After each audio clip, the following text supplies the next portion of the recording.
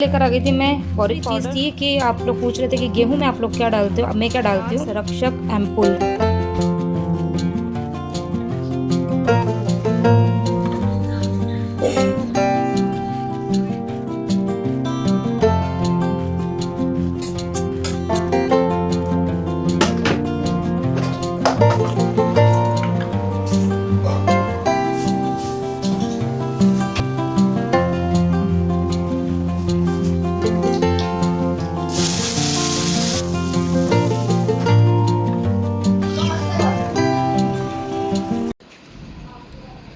तो ये कल लेकर आ गई थी मैं बोरिक पाउडर, जो कि मुझे दालों में, चावल में, सबके अंदर डालना है।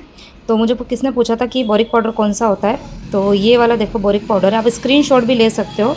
और ये पूरे 100 ग्राम का है और मुझे ये पड़ा था 60 रुपये में। ठीक है, 60 रुपये में। पहले तो इसकी रेट कम थी, अभी शायद बढ़ गई दिखता है। पहले 40 रुपये में मैं लेके आई थी लास्ट ईयर। तो ये डिब्बा जो है 100 ग्राम का, और ये पूरा साल 1.5 साल आराम से चल जाता है। तो ये हो गया। और दूसरी चीज़ थी कि आप लोग पूछ रहे थे कि गेहूं में आप लोग क्या डालते हो। अब मैं क्या डालती हूँ, तो ये देखो, गेहूं में डालने के लिए ये वाला इंजेक्शन रहता है, ग्रेन फोर्स करके, अनाज संरक्षक एम्पुल। तो इसके अंदर एक इंजेक्शन रहता है कांच का, जो कि अभी मैं आपको बताऊंगी किस तरीके का रहता है और किस तरीके से गेहूं के अंदर मैं इसको डालती हूँ। तो 50 किलो की जो एक डब्बा है, उस डब्बे के अंदर ये एक पूरा इंजेक्शन चला जाएगा। और दूसरा वाला जो डब्बा है उसके अंदर ये दूसरा इंजेक्शन जाएगा। और एक और मैं लेकर आई हूँ, क्योंकि आपको पता होगा, कल का वीडियो आपने देखा होगा कि और भी एक्स्ट्रा गेहूँ बचे थे, जो कि मैंने दूसरे डिब्बे में भरे हैं, तो उसमें भी मुझे डालना पड़ेगा। सबसे पहले तो इंजेक्शन को मुझे इसमें से निकालना पड़ेगा। तो यहाँ पे बहुत आसान है निकालना इसको और गेहूँ में डालना। अब ये कि आपके यहाँ पे ये मिलता है कि नहीं मिलता है, मुझे नहीं पता है। ये देखो, ये इस तरीके से डबल कपड़े में लपेटा हुआ रहता है। अंदर कांच का ये इंजेक्शन रहता है, जैसे हम नॉर्मल इंजेक्शन लगवाने जाते हैं बिल्कुल उसी तरीके की एम्पुल होती है, लेकिन ये इस तरीके से कपड़े में लपेटी हुई होती है। और इसको क्या करना है, एक मिनट, इसको ये देखो, ये जो पकड़ होती है ना, इस पकड़ के यहाँ पे मैं इस तरीके से इसको फंसाऊंगी, ये ऐसे। और फंसाने के बाद मैं इसको गेहूं के डब्बे में इस तरीके से लेके जाऊंगी जहाँ तक मेरा हाथ जा पाता है। फिर वहाँ जाके इस पकड़ को मैं दबा दूंगी तो इंजेक्शन फूट जाएगा। वो कांच का है लेकिन वो पूरा कपड़े के अंदर ही रहेगा। इंजेक्शन के अंदर जो मटेरियल होता है ना, वो इस कपड़े के अंदर ही रहेगा और उससे गेहूं जो है वो ख़राब नहीं होते। तो ये कुछ प्रोसेस होती है। और डिटेल में मैंने इसीलिए बताया है क्योंकि मुझे किसी ने क्या, कई बार मुझे कमेंट आते हैं, तो मैंने सोचा कि चलो आज बता देती हूँ। इंजेक्शन डालने से पहले गेहूं को अच्छे से साफ़ कर देना है। मैंने गेहूं को कल ही साफ़ किया था। और गेहूं को अच्छे से साफ़ करने के बाद में जिस डिब्बे में भर रहे हैं, मैं अगेन सारे टिप्स आपको बता रही हूँ क्योंकि कल का वीडियो हो सकता है सबने नहीं देखा हो। कल के वीडियो में मैंने डिटेल में सब कुछ बताया था। तो गेहूँ भी साफ़ करने हैं, डिब्बा जिसके अंदर हम भर रहे हैं उसको भी अच्छे से साफ़ करके धो के पोंछ कर उसको अच्छे से सुखाना है धूप में, और फिर उसके अंदर गेहूँ भरने हैं। और बिल्कुल बॉटम में मैंने फॉइल पेपर जो है उसकी एक लेयर लगा दी थी, फिर मैंने सारे गेहूँ भरे थे। और फिर इंजेक्शन को भी आपने देखा होगा कि किस तरीके से मैंने इसके अंदर डाला है। और जिस गोनी में गेहूँ आए थे बस उसी गोनी, मतलब कोई भी प्लास्टिक हो ना, उससे आपको कवर कर देना है ताकि जो इंजेक्शन की जो गैस होती है ना वो बाहर नहीं निकल पाती है।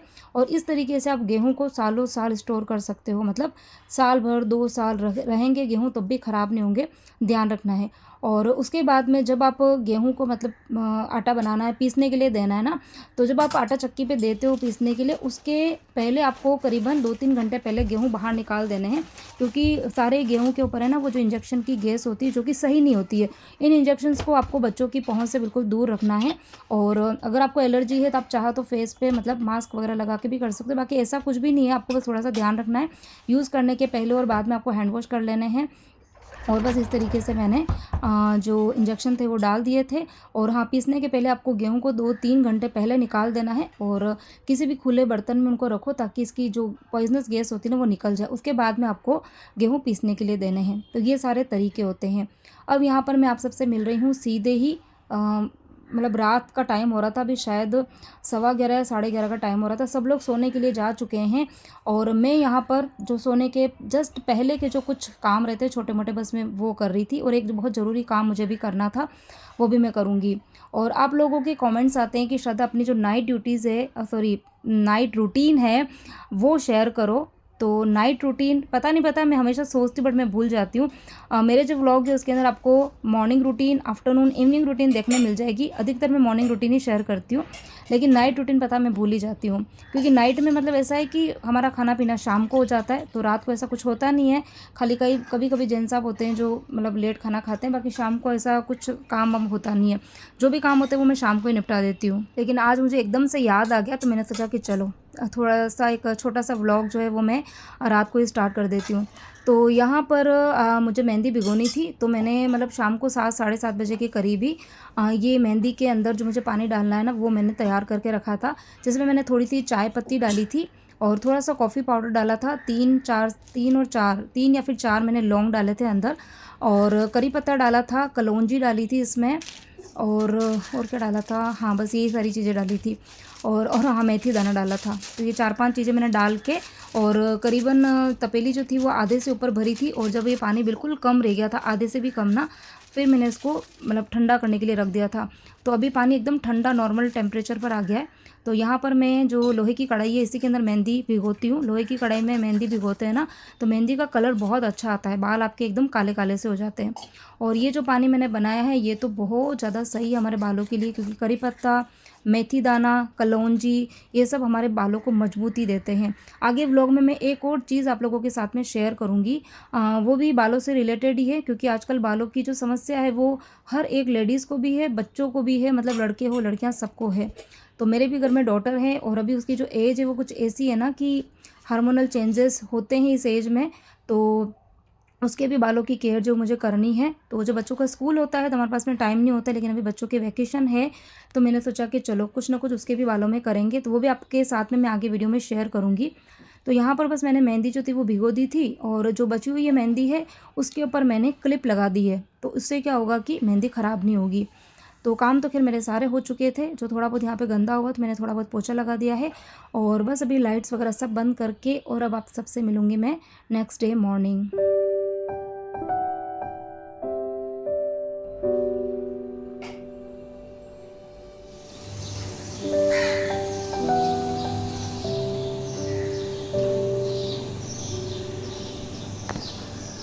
गुड मॉर्निंग एवरीवन, नमस्ते and welcome back to my another vlog and beautiful morning. तो सुबह की अभी कितनी बज रही थी, 8 सवा 8 का ऐसा कुछ टाइम हो रहा था। घड़ी खैर मैंने अभी नहीं देखी है, मैं कब से ही उठ चुकी थी, लेकिन अभी बच्चे जिन साहब सब लोग अभी उठे हैं, और आजकल सबके साथ में ही मैं चाय पीती हूँ। तो सुबह सुबह तो वही गर्म पानी पीना, थोड़ा बहुत योगा एक्सरसाइज करना, और थोड़ी देर बैठ भी जाती हूँ बालकनी में। और आजकल मौसम जो है ना वो थोड़ा सा बदल गया है। तो यहाँ पर मैंने चाय रखी थी एक तरफ, तो और एक तरफ रखा था दूध। तो दूध बन गया था तो मैंने ठंडा करने रखा है। और जैसा कि अभी मैंने कुछ देर मतलब रात को आपको बताया था ना कि मैं कुछ एक आप लोगों के साथ में रेमेडी शेयर करने वाली हूँ स्पेशली बालों के लिए। तो यहाँ पर मैंने गर्म पानी रखा है, और उसके अंदर मैंने थोड़े से फ्लैक्स सीड्स डाले हैं, और अलसी के बीज भी बोला जाता है उसे। और फिर मैंने डाले उसके अंदर मेथी दाने, और करी पत्ता डालना था बट मैं बिल्कुल भूल गई थी। कड़ी पत्ता हो तो कड़ी पत्ता ज़रूर डाल देना। आपके पास में आंवला हो तो आप आंवला कट करके वो भी डाल सकते हो, और एलोवेरा है तो आप एलोवेरा की जो लीव्स होती हैं ना वो भी डाल सकते हो। ये सब मैं अभी वॉइस ओवर कर रही थी ना, तब मुझे याद आया, जब मैंने बनाया था ना उस टाइम पर मैं भूल गई थी।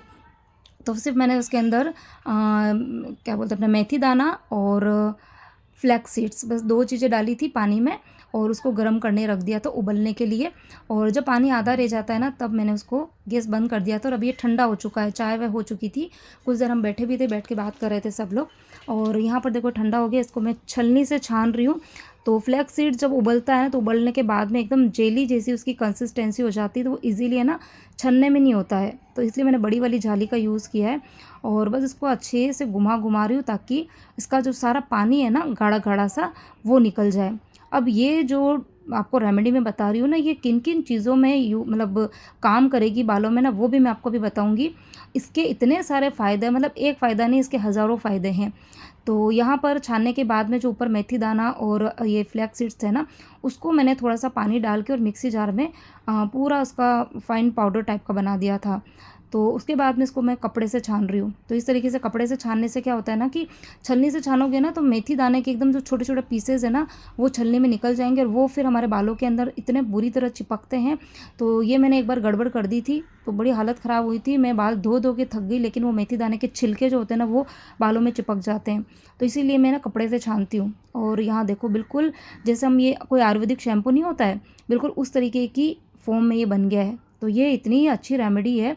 तो फ्लैक्स सीड्स और जो मेथी दाना होता है ना, बालों के अंदर जैसे आजकल सबको प्रॉब्लम है कि बाल झड़ते बहुत हैं, ठीक है, बाल झड़ते बहुत हैं और बालों में डैंड्रफ बच्चों के अंदर एक आम समस्या हो गई है, हर किसी को डैंड्रफ की प्रॉब्लम होती है। अभी गर्मी बहुत ज़्यादा है तो खुजली चलती है, ठीक है, बाल बिल्कुल बेजान से हो गए, कोई शाइनिंग नहीं है। तो उसके लिए ये वाला जो पैक है वो बहुत फ़ायदेमंद है। और सबसे बड़ी बात इसमें हमने फ्लैक्स सीड्स डाले हैं ना, फ्लैक्स सीड्स होते हैं ना जिनके बाल कर्ली होते हैं ना, तो बालों को ना नेचुरली वो कर देगा, एकदम स्ट्रेटनर की ज़रूरत नहीं है। एक तो हम पार्लर में जाते हैं, हज़ारों रुपए खर्च करते हैं, ठीक है, और बहुत मेहनत के बाद में हम स्ट्रेटनिंग करते हैं और वो तो ऐसा आपको पता ही है कि उससे बाल हमारे ख़राब हो जाते हैं। लेकिन जब आप इस तरीके के फ्लैक्स सीड्स का जो ये रहता है ना सॉल्यूशन, मतलब इसको यदि आप बालों के अंदर लगाओगे ना, तो अगर इसका आप कंटिन्यूस यूज़ करते हो तो आपके बाल जो है वो नेचुरली एकदम स्ट्रेट हो जाएंगे। तो इसके बहुत सारे फ़ायदे हैं। तो मैंने परी के बालों में लगा दिया, तो करीबन 1 घंटा लगा के रखना है। फिर उसके बाद में शैम्पू वगैरह कुछ नहीं करना है, नॉर्मल पानी से आपको बालों को धो देना है। और इस प्रोसेस को आप महीने में 2 बार 3 बार आप कैसे भी कर सकते हो, वो आपके ऊपर डिपेंड है। वीक में आप 1 बार भी कर सकते हो। तो बस यहाँ पे परी का काम हुआ। उसके बाद में सबसे पहले यहाँ घर के जो मेरे काम तो सारे ही पड़े थे, किचन विचन के सब कुछ, लेकिन मैंने सोचा कि टाइम से मेहंदी लगा दूँ, क्योंकि मेहंदी लगाने के बाद में भी मैं करीबन 4 घंटा 5 घंटा रखती हूँ। मतलब बहुत सारे लोग तो 1 घंटे में धो देते हैं, लेकिन मैं 4-5 घंटा रखती हूँ शुरू से ही बालों में। तो बालों के अंदर आप कुछ भी लगाते हो, मतलब पैक लगाओ या फिर मेहंदी लगाओ या फिर बालों में आप नॉर्मल ऑयल भी कर रहे हो ना, तो उसके पहले आपको बालों को बहुत अच्छे से कॉम्ब करना है। कॉम्ब करने से बालों के गुच्छे तो निकलते ही हैं। दूसरी चीज़ ये कि जो बाल अपने जो स्कैल्प होता है ना उसमें ब्लड सर्कुलेशन बढ़ जाता है, और जो भी पोर्स होते हैं ना, जो छेद छेद वगैरह होते हैं ना स्कैल्प के ऊपर, वो अच्छे से खुल जाते हैं। उसके बाद में यदि आप तेल लगा रहे हो, पैक लगा रहे हो, मेहंदी लगा रहे हो, तो वो हमारे अंदर तक अच्छे से अब्जॉर्ब हो जाती है, जो कि काफ़ी ज़्यादा मतलब जो भी चीज़ें हम लगा रहे हैं ना तो फ़ायदा मिलता है उसका। तो इसीलिए बालों को पहले अच्छे से कॉम्ब करना है, उसके बाद में ही जो कुछ भी लगाना है बालों में बाद में लगाना है। तो यहाँ पर मेरे जो बाल है वो ऐसे दूर से देखने में तो आपको लग रहा होगा कि बिल्कुल काले ही हैं, तो बहुत ज़्यादा वाइट नहीं है, लेकिन बिल्कुल जो फ्रंट लाइन होती है आगे की ना, वहाँ पर कुछ कुछ बेबी हेयर जो आ रहे हैं ना वो वाइट कलर के हैं। और बीच में जहाँ पर हम मांग निकालते हैं, मांग के यहाँ पर भी अंदर की तरफ कहीं कहीं पर वाइट बाल है। तो इसलिए मैंने आज ब्रश का यूज़ किया था। ब्रश से ना बहुत अच्छे से मेहंदी लग जाती है। तो जहाँ वाइट वाइट बाल थे पहले, वहाँ पर मैंने अच्छे से कवर किया ताकि कोई बाल छूट ना जाए, और फिर बाकी की जो मेहंदी थी वो पूरे बालों पर लगाई। लगाने के बाद में पॉलीथीन से इस तरीके से मैंने कवर कर दिया है ताकि मतलब मेहंदी जो है ना वो मुझे सुखानी नहीं है, क्योंकि जितना लेट तक मेहंदी सूखेगी ना उतना ही अच्छा बालों में कलर भी आता है। और अगर ज़्यादा हम मेहंदी को सुखा भी देंगे ना, तो जब हेयर वॉश करने जाते हैं ना तो फिर बहुत ज़्यादा हेयर फॉल भी होता है।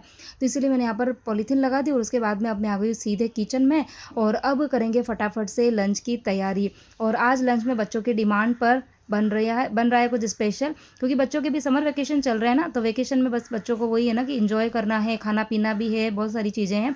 तो कल बच्चे बोल रहे थे कि मम्मी समोसे बना दो, बहुत दिन से समोसे नहीं बनाए। तो कच्चे केले मेरे पास में पड़े ही थे, तो मैंने सोचा कि चलो कच्चे केले के समोसे बनाएंगे। तो केले मैंने सुबह चाय बनाई थी तभी बॉईल करने रख दिए थे, तो अभी बस फटाफट से स्टफिंग तैयार करूँगी, समोसे बनाएंगे। चलिए यहाँ पर काम होता रहेगा और कुछ बातें कर लेते हैं आप सबसे, जो कुछ मुझे कमेंट्स आते हैं उन्हीं से रिलेटेड। तो जैसे कि अक्सर मुझे कमेंट्स आते रहते हैं कि आप बहुत ज़्यादा हार्ड वर्किंग हो, आप बहुत ज़्यादा मेहनती हो, हम पूरा दिन बहुत काम करते हैं, भाग भाग के काम करते हैं, लेकिन फिर भी हमारे काम जो है वो समय पे नहीं हो पाते हैं। हम अपने कामों से और हमारी जो रूटीन है उससे हम सेटिस्फाई बिल्कुल नहीं है। तो ये वाले कमेंट्स जो है वो अलग अलग तरीके से मेरे पास में आते हैं। तो चलिए आज इसी के बारे में थोड़ी बहुत मैं आप लोगों को अपनी कुछ जो चीज़ें हैं वो शेयर करूँगी कि कैसे मैं अपने दिन को प्रोडक्टिव बनाती हूँ। तो अपने दिन को प्रोडक्टिव बनाना हमारे ही हाथ में होता है। हमारा दिन अच्छा निकलेगा, ख़राब निकलेगा, ये सब कुछ हमारे हाथ में होता है, ठीक है। जैसा कि मैं आपको हमेशा बोलती हूँ कि हमको एक टू डू लिस्ट बनानी है, ठीक है। अब टू डू लिस्ट होती क्या है? टू डू लिस्ट का मतलब ये होता है कि हमारे रूटीन के जो काम है, झाड़ू पोछा, कपड़ा बर्तन, खाना, मतलब ये सब तो है ही है। उसके अलावा कुछ एक्स्ट्रा काम भी होते हैं, जैसे कि कभी आयरन करनी हो गई, कभी कोई अलमीरा को हमको खाली करके साफ़ करना है, कभी किचन के किसी कैबिनेट को साफ़ करना है, या कभी बाहर के कुछ काम निपटाने हैं, कभी जैसे कोई बैंक में जाना है, या फिर कभी हमारे कपड़ों से रिलेटेड होता है कि कभी किसका कुछ लेके आना, कभी क्या। तो ऐसे छोटे मोटे हज़ारों काम होते हैं एक हाउसवाइफ के, अनगिनत काम आप बोल सकते हो, ठीक है। तो ये सारे होते हैं एक्स्ट्रा काम। तो टू डू लिस्ट का मतलब ये होता है कि आपके जो रूटीन के काम है वो तो आपको करने ही हैं, उसके अलावा ये जो एक्स्ट्रा काम है, उन एक्स्ट्रा काम में आपको कौन कौन से काम जो है वो कल आपको निपटाने हैं, मतलब कि नेक्स्ट डे आपको निपटाने हैं। तो उसकी एक टू डू लिस्ट आपको एक दिन पहले बनानी है, और वो भी आपको बनानी है प्रायोरिटी के अकॉर्डिंग, ठीक है। जो सबसे ज़्यादा इम्पोर्टेंट काम है कि भाई वो काम अगर आपका उस दिन नहीं हुआ तो गड़बड़ हो जाएगी बड़ी वाली, ठीक है। तो उस काम को आपको बिल्कुल प्रायोरिटी पे रखना है, और बाकी के जो काम है उसको आपको लिस्ट में नीचे रखना है। लिस्ट में नीचे रखने का मतलब ये है कि अगर वो काम आपसे उस दिन हो जाए तो ठीक है, नहीं होगा तब भी चल जाएगा, ठीक है। लेकिन आपको दिमाग में एक बर्डन नहीं रखना है। लेकिन अगर आपने 5 या 6 काम की लिस्ट बनाई, उन 6 काम में से यदि आपने 2 काम भी कर दिए ना, तो यकीन मानिए उस दिन आपको इतना रिलैक्स फील होगा, इतना अपने आप से मोटिवेशन मिलेगा ना।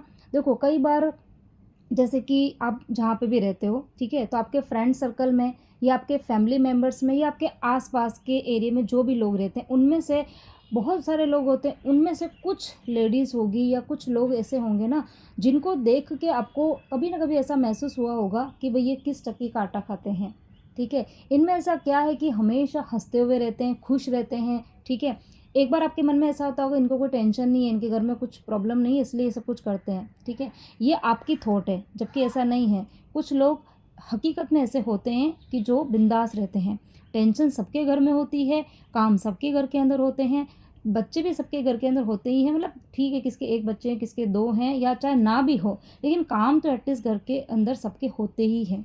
लेकिन उन्होंने अपनी लाइफ को अच्छे से जीना सीख लिया है, ठीक है। उन्होंने अपने प्रायोरिटी के अकॉर्डिंग घर के कामों को करना सीख लिया है, टाइम का मैनेजमेंट करना सीख लिया है। तो ये 3 पॉइंट जो है ना, ये बहुत ही इंपॉर्टेंट है। अपने टाइम को मैनेज करके चलना है, प्रायोरिटी के अकॉर्डिंग टू डू लिस्ट बनानी है, लेकिन उसको टेंशन लेके नहीं करना है। उन 6 कामों में से अगर 2 काम भी हो गए तो बहुत अच्छी बात है। अगर आप एक भी काम नहीं कर पा रहे हो उस लिस्ट में से, इसका मतलब ये है कि आप टाइम का मैनेजमेंट अच्छे से नहीं कर पा रहे हो, ठीक है। तो सबसे ऊपर जो होता है ना, कि जो मैं आपको बताऊंगी टिप्स जो आपको दे रही हूँ, उसमें सबसे पहला टिप ये होता है कि टाइम मैनेजमेंट, दूसरा होता है टू डू लिस्ट बनाओ प्रायोरिटी के अकॉर्डिंग, और तीसरी चीज़ ये होती है ना कि आप पहले खुद से अपने आप से सेटिस्फाई हो जाए। जितना काम आपने किया है, जितना आपका बॉडी कर पाती है, आपने उतने काम कर लिया, बस। आपको किसी से कोई कंपैरिजन नहीं करना है, किसी की देखा देख कि भाई उसने ये चीज़ कर ली, ये कर लिया, वो कर लिया, उससे कोई मतलब नहीं, क्योंकि सबकी बॉडी अलग होती है, सब अपने अपने हिसाब से काम करते हैं। तो आपको अपने आप से पहले खुश रहना है। अगर आप खुश रहेंगे तो सब कुछ अच्छे से कर पाएंगे, टाइम भी मैनेज हो जाएगा, घर के काम भी हो जाएंगे, एक्स्ट्रा काम भी हो जाएंगे, सब कुछ हो जाएंगे। सो यहाँ पे हेयर वॉश कर दिया था, कब से किया, अभी तो बाल जो है वो सूख भी गए। और इस बार जो ये मेरी मेहंदी थी ना, पिछली बार जो मैंने मेहंदी मंगाई थी ना, वो भी सोजत की थी, बट वो मैंने मंगाई थी मीशो से। लेकिन अभी जो ये मेहंदी है ना, वो मैं यहाँ लोकल शॉप से लेके थे, वही सोजत की है। बट इस बार जो मेहंदी का रिजल्ट है ना, वो लिटरली बहुत अच्छा आया है। मतलब फ्रंट में जो मेरे वाइट जो कुछ बेबी हेयर्स थे ना, बहुत अच्छे से ना कवर हो गए, और बाल जो है वो सही में लिटरली बहुत अच्छे हो गए, घने घने से बाल लग रहे हैं, और अच्छा वॉल्यूम सा दिख रहा है। और दही मैंने डाला था, तो दही डालने की वजह से एकदम सिल्की से बाल हो रहे, लग ही नहीं रहा कि मैंने बालों में मेहंदी लगाई है। तो अभी थोड़े थोड़े से बाल जो है वो गीले हैं अंदर से, और जब अच्छे से सूख जाएंगे तो उसके बाद में मैं मस्टर्ड ऑयल बालों में लगाऊंगी, अच्छे से ढेर सारा लगाऊंगी गर्म करके, और उसमें 2-3 लौंग डालूंगी, और फिर कल डालेंगे बालों के अंदर अच्छे से शैम्पू वगैरह करेंगे।